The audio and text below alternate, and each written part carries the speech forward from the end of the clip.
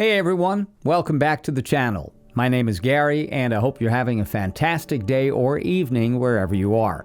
In today's story, OP found out his fiancée cheated on him with her boss after he gained access to her phone and discovered she had been having an affair with her boss 2 months before OP proposed to her.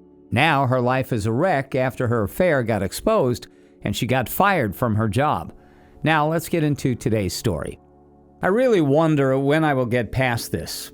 I and my fiancée have been together for 6 years. I proposed to her during COVID and she was actually having an affair when she accepted my proposal. Why would anybody do that? Why would someone accept a marriage proposal from one person while sleeping with somebody else? Anyway, this is a long post. I have been typing it out for weeks. It is therapy for me in a way. Not really looking for any advice, just trying to empty myself out somewhere and tell my story. I'm a pretty awkward guy. I've never been big with the ladies, but when I met my fiancée, let's call her Bess, I was head over heels in love within a minute. I had never been in love before, but I knew she was the one I wanted to spend my life with as soon as I met her. For some reason, she seemed to really like me as well, and we were talking about kids and moving in together by the end of the week. The time up until Discovery Day was great. At least it was for me. It obviously couldn't have been that great for Bess. One day, I happened to see a glimpse of a message on her phone that made me pause. I laid awake that night and got up while she was sleeping and went through it. I'm very comfortable with technology. I actually make a living through some mobile apps I made. I'm not super rich, but I could comfortably take a year off without suffering any long-term economic consequences. Anyway, I didn't find anything absolutely conclusive, but I did find a lot of suspicious stuff like deleted messages. She also had a Snapchat contact with an icon that indicated a lot of interaction. There were also some pictures of a guy I didn't recognize.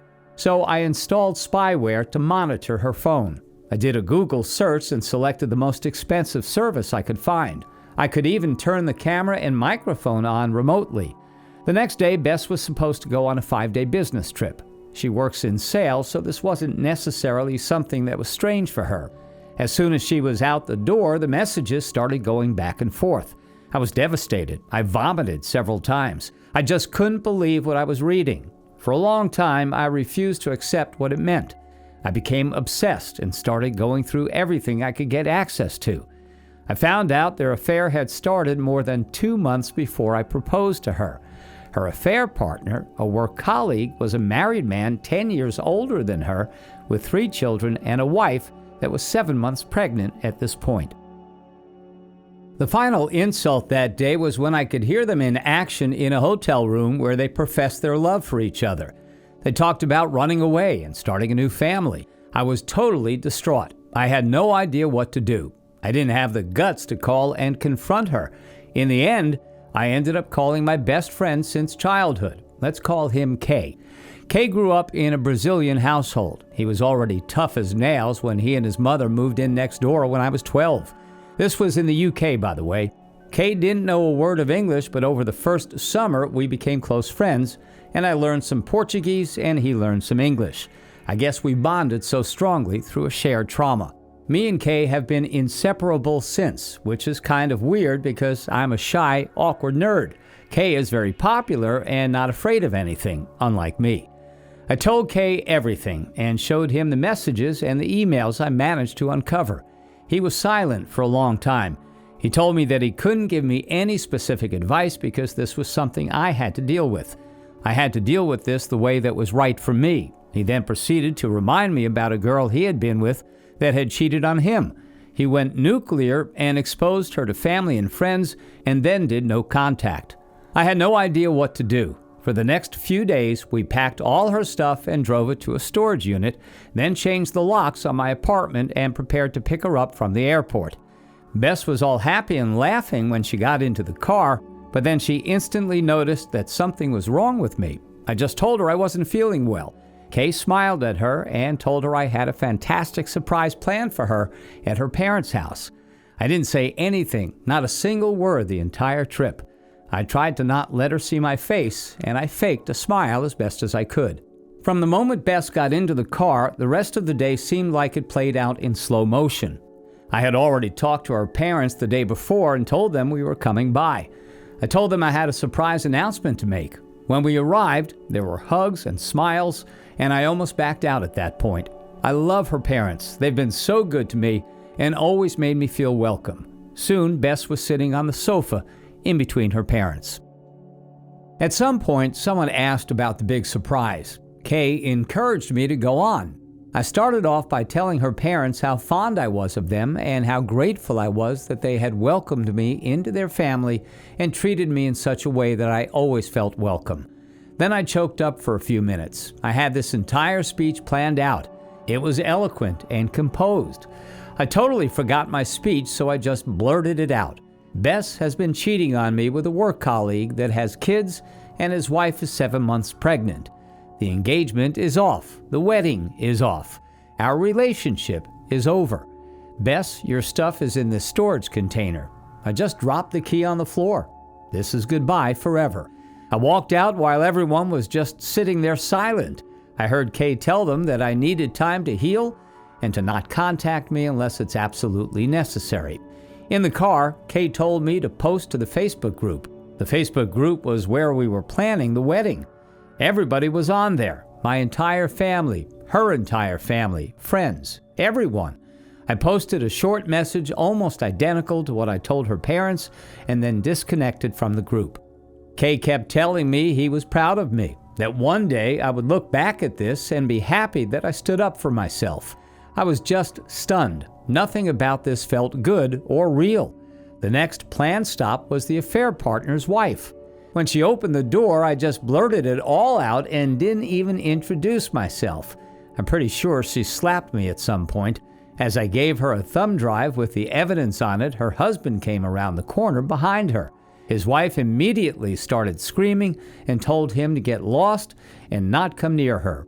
He tried making excuses, but as soon as he took a step forward, Kay was right up in his face instantly. You heard the lady. Get out. After a bit more back and forth, he eventually packed a bag and scuttled off. Kay talked to his wife for a while, and I was just trying to process my screwed up life in my mind. In the end, we were invited inside the house of Kay's mother and agreed to spend the night there until her father could arrive the next morning to pick her up. She was scared her husband would turn back up, and she did not want to be alone. Inside, I was treated like I had turned invisible. No one saw me or noticed me. I just sat there crying silently. I understand she was in a much worse situation than me because I was not married and did not have kids. At some point, they all fell asleep while I still sat there crying. I decided that I was going to just end it. I started looking for pills, but I couldn't find any. I just couldn't get my head around what was happening. Her father arrived at 5:30 in the morning, and I opened the door to let him in. He calmly asked me some questions and if I was okay. He then went inside to find his daughter while I just stood there holding the door. Shortly after, Kay came out to talk to me. I stared at him for a minute, then I just passed out.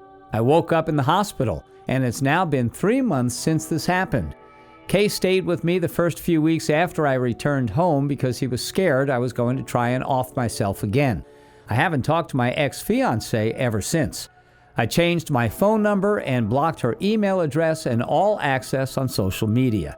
She has come to my door a few dozen times. She talks through the door, sometimes for as long as 4 hours. She talks about how sorry she is and begs for forgiveness. She has told me that she has broken it off with the affair partner and that the affair partner's wife is divorcing him.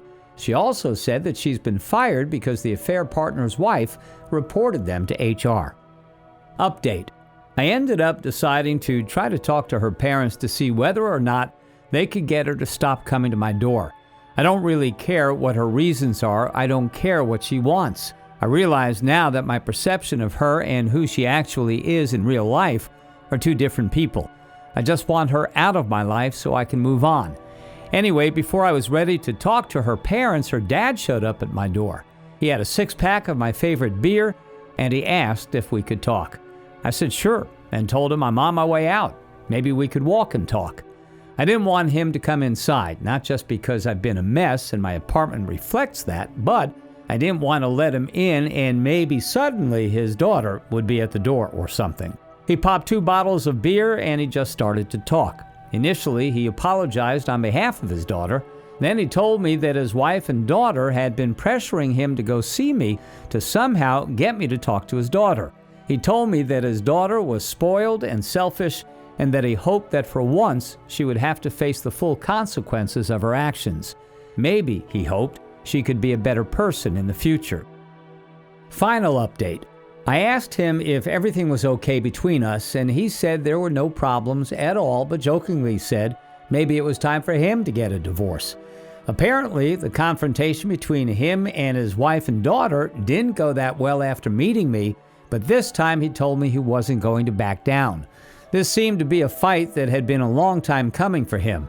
As for Kay, he has been great, as he always is. He has been supporting me and encouraging me all along.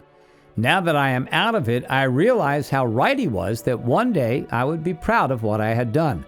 I stood up for myself, something I usually never do, and I feel awesome about it. I will 100% do it again in the future when necessary. My ex showed up again at my door, and I actually talked to her this time. She begged me to let her in so we could talk. I told her okay, but I had some things to do and that I would meet her at a local park in a half hour. I didn't want her inside my mess, and as some of you pointed out, maybe she could make some accusations or something if I met her alone. Strangely enough, I wasn't nervous and felt kind of good actually. Anyways, I went to the park and she was there crying. I sat down and we had some meaningless small talk. She tried to interrogate me about what me and her father talked about. I told her that was private between me and him, and frankly, none of her business. I was starting to get bored, so I asked her what she wanted to talk about. She then went into this hour-long tirade about how sorry she was, that she loved me so much. I told her that I forgive her because I don't want to carry that anger, hatred, and hurt anymore. Getting back together, though? That is never going to happen. People who love other people don't do what she did to me. I can never trust her again. She cried hysterically, and I sat there and watched. It was strange because I have never felt that detached from anybody. I called her dad to come get her, and I told her that I hoped she would get some counseling and fix herself. Something was obviously broken inside of her. Then I got an Uber, and I went to the local animal shelter and adopted a kitten. I named the kitten Shiny. Kay joked that he was blinded by my new shiny spine. The kitten's name is Shiny to always remind me to stand up for myself. I am happy I managed to take the high road and just be honest with her without yelling or calling her names. I've been playing with my amazing kitten, having a lot of fun, and Kay is coming over later to play some video games and swing down some beers. I am sad about my ex. I feel sorry for her. I will miss the good times we had, but I am also relieved that I am done with this now. I received some hard, uncomfortable truths from some of you, but it was what I needed to hear. Wow, OP. I'm very happy to hear about the support system you've had around you during this difficult time period in your life. Your friend Kay sounds like a great lifetime friend to have around. Also, you definitely can't go wrong with having a kitten to keep you some company. They say that a dog is a man's best friend, but in this case, your kitten will be your best friend along with Kay. It's also great to hear that your ex-fiance's father had so much understanding of your situation. He appears to be a great man and a selfless person. What you have gone through is absolutely tough, but I can tell you're trying to make the best of it, and most importantly, you learned how to stand your ground. I wish you all the best, OP. Thanks for taking the time to listen to today's story. Don't forget to like and subscribe if you haven't already done so, and comment below on what your thoughts are on today's story. If there's a story you would like to share with me about your own situation or someone else's, then please do not hesitate to contact me. Take care, everyone.